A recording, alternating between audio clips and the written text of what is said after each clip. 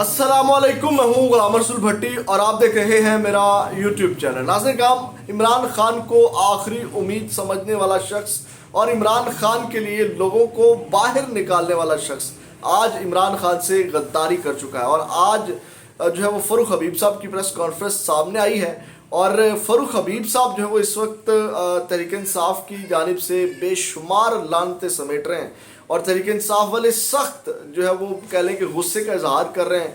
और उसकी वजह जो है वो मैं अभी आपके सामने रखता हूँ क्या है। और फ़ारूक हबीब साहब जो है, क्योंकि एक वजह तो ये है ना कि वो फैजुल हसन चौहान और फरदौस आशिक अवान वाली सफ़ में खड़े हो गए हैं, लेकिन अब उन्होंने बातें क्या की हैं वो तो मैं आपके सामने रखूंगा ही नाज़रीन का। अब इसके ऊपर कुछ सहाफ़ियों का रद्द-ए-अमल आया है, वो भी आपके साथ शेयर करेंगे। एक बड़ी एक्सक्लूसिव खबर है, वो भी फ़ारूक हबीब के हवाले से है, वो भी आपके साथ शेयर करेंगे। ये तवान वाला जो मामला है, ये भी तवान भी अदा करना पड़ता है, फिर गद्दारी भी करना पड़ती है, फिर प्रेस कॉन्फ्रेंस और इंटरव्यू भी देने पड़ते हैं। ये क्या मामला है ये भी आपके साथ शेयर करेंगे। लेकिन सबसे पहले नाज़रीन काम, फ़ारूक हबीब साहब जो है वो उन्होंने क्या गुफ्तगू की वो आपके सामने मैं रखता हूँ। और फ़ारूक हबीब साहब का सबसे पहले मैं आपको बता दूं कि उन्होंने तहरीक इंसाफ को छोड़ने का ऐलान कर दिया है और इस्तेहकाम पाकिस्तान पार्टी में वो शामिल हो गए। उन्होंने कहा जी मुझे कुछ रूहानी दोस्तों ने मशवरा दिया था और रूहानी दोस्तों से मशावरत के बाद जो है मैंने ये फ़ैसला किया। अब वो तमाम लोग ट्विटर के ऊपर जो है वो रूहानी दोस्त ढूंढने के ऊपर लगे हुए हैं कि दोस्त भी रूहानी होते हैं। तो नाज़रीन काम, आज जो है वो लाहौर में फ़ारूक हबीब ने इस्तेहकाम पाकिस्तान पार्टी के रहनुमाओं के साथ प्रेस कॉन्फ्रेंस करते हुए कहा कि पीटीआई मेरी साबिक जमात है और पिछले 20 रोज़ से जो है वो राब्ते फैमिली से मुंतका किया हुआ था। ठीक है, पहला झूठ फ़ारूक हबीब साहब का कि उन्होंने कहा कि 20 रोज़ से राब्ता मुंतका किया हुआ था क्योंकि उनको जबरी अगवा किया हुआ था। आपको पता कौन मानता है? अच्छा, पहला झूठ फ़ारूक हबीब साहब का। और अब जो है वो दो राय नहीं है कि प्रेस कॉन्फ्रेंस किस तरह करवाई जाती हैं, प्रेस कॉन्फ्रेंस की वजह क्या है, और फिर उन प्रेस कॉन्फ्रेंसेस का आपको पता है कि असर कोई होता कोई नहीं है। उसके बाद नाज़रीन का उन्होंने कहा पिछले 5 माह से हम अपने घरों में मौजूद नहीं थे। 9 मई का वाक़या अफसोसनाक था। फ़ारूक हबीब ने कहा कि जो कुछ 9 मई को हुआ हम ये सोच लेकर पीटीआई में गए थे। फ़ारूक हबीब ने कहा कि जो कुछ 9 मई को हुआ क्या हम ये सोच लेकर पीटीआई में गए थे, ये उन्होंने एक सवाल उठाया। और उसके बाद उन्होंने कहा कि हमने तो पाकिस्तान को हकीकी मायनों में कायदे आज़म का पाकिस्तान बनाने के लिए जद्दोजहद का आगाज़ किया था। इन सवालों के जवाब खुद अपने आप से पूछता रहा।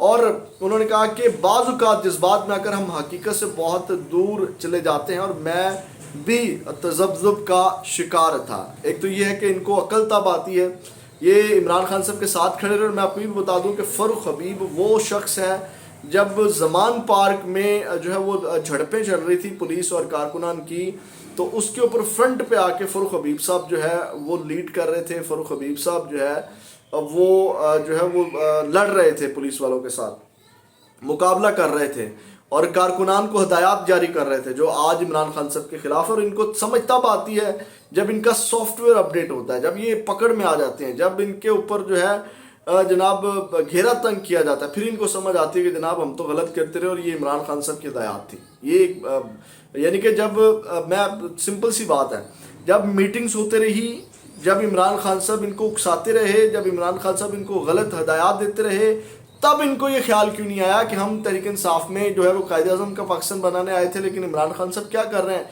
हम तो जनाब खैराबाद कह रहे हैं, हम तो साइड लाइन हो रहे हैं, हम तो जनाब किनारा कशी कर रहे हैं। ठीक है, उस वक्त तो इनको ये समझ नहीं आ रही थी, आज इन सबको समझ आ रही है। उसके बाद नाज़रीन काम उन्होंने कहा कि ये कोई कुफर और इस्लाम की जंग नहीं है, जमहूरी स्ट्रगल से हटकर मुल्क को वायलेंस की सतह पर ले आए। हमारा मकसद मुल्क को कायद का पाकिस्तान बनाना था जिससे हट गए। अदम एतमाद आईनी तरीके से हुआ। अदम एतमाद के बाद हमें और आवाम को चैन से बैठने नहीं दिया गया। संगीन इल्ज़ामात लगा रहे हैं। और उसके बाद उन्होंने कहा कि 3.5 साल मौका मिला, पुरअमन मज़ाहमत की बजाय पुरतशद्दुद रास्ता इख्तियार किया। फ़ारूक हबीब ने कहा कि 9 अप्रैल के बाद लोगों को सड़कों पर निकलने, वायलेंस का पैगाम दिया गया, मासूम लोगों के जहनों को हाईजैक किया गया, मासूम लोगों के मुसलसल जज्बात जो है वो भड़काए जाते थे, मुसलसल नफरत का एक बीज बोया जा रहा था और बैलेट की बजाय कहा जा रहा था कि बुलेट का रास्ता इख्तियार किया जाए। समझ आ रही है? फ़ारूक हबीब से इस वक्त जो लानतें समेट रहे हैं ना, फ़ारूक हबीब के खिलाफ जो हुए हैं तहरीक इंसाफ वाले, उसकी सबसे बड़ी वजह यह है वो कहते हैं ठीक है समझ आती है, प्रेशर है آپ جماعت چھوڑ دیتے، آپ سیاست سے الگ ہو جاتے، لیکن عمران خان صاحب پر الزامات نہیں لگانے تھے، جھوٹے الزامات جو لگا رہے ہیں۔ اور یہ سب سے بڑی وجہ، اور اس وقت تحریک انصاف جو ہے وہ ایک پورا کا پورا محاذ ٹویٹر کے اوپر فاروق حبیب کے خلاف کھلا ہوا، کیونکہ یہ فیاض الحسن چوہان کو بھی پیچھے چھوڑ گئے ہیں اور فردوس عاشق عوان صاحبہ کو بھی۔ ناظرین کرام، انہوں نے مزید جو ہے وہ کہا کہ زمان پار کے باہر مزاحمت ہوتی رہی، سیاسی لوگ گرفتار ہوتے رہتے ہیں، اور نیلسن منڈیلا نے کوئی جتھا فورس نہیں بنائی تھی۔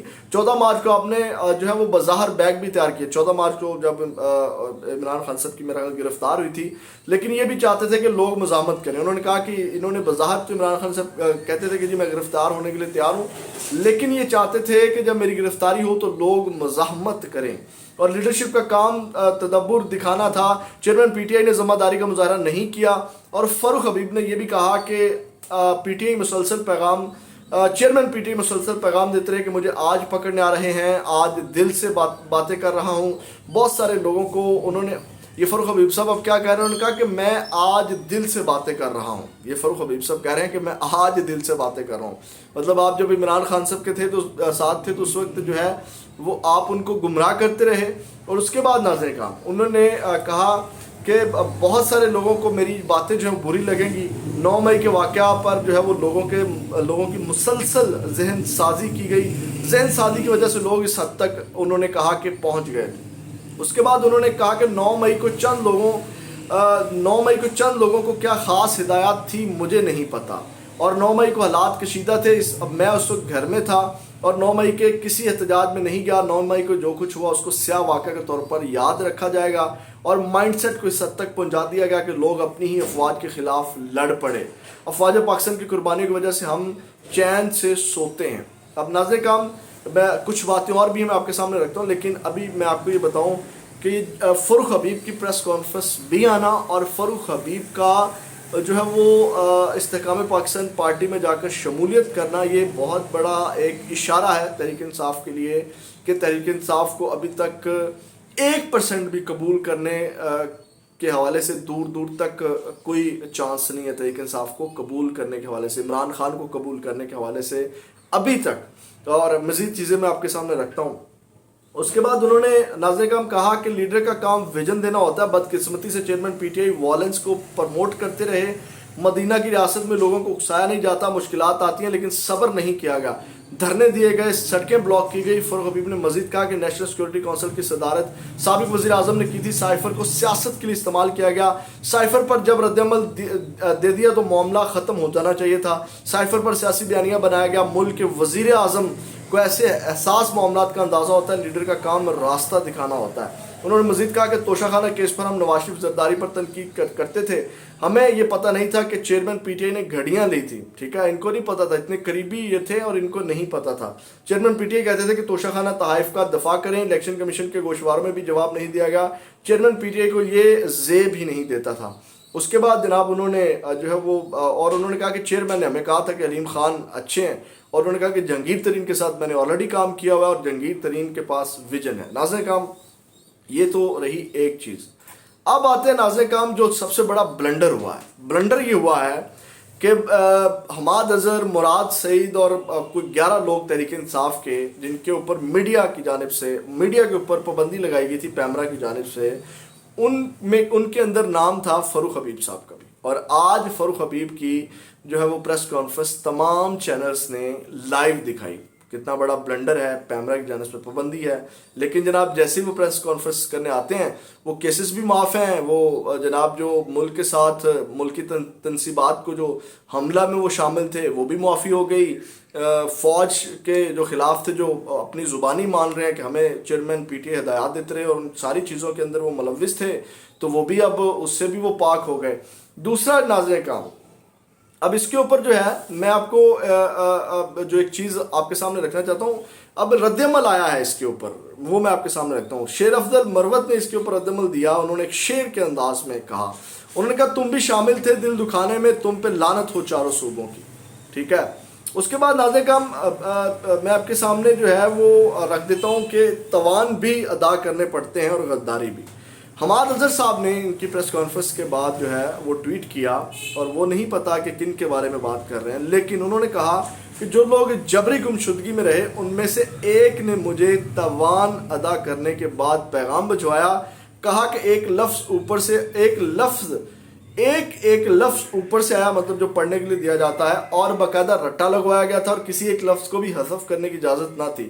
جو تشدد اس نے بیان کیا اس کے بعد بی جے پی میں شمولیت کی مجبوری بھی سمجھ آ جائے۔ یہ ناظرین کرام حماد اظہر صاحب کا جو ہے وہ رد عمل آیا۔ ویڈیو لمبی ہو رہی ہے، بڑی ایکسکلوسیو خبر ہے، وہ میں آپ کے ساتھ اگلی ویڈیو میں شیئر کروں گا۔ اپنا بہت زیادہ خیال رکھیے گا، اللہ نے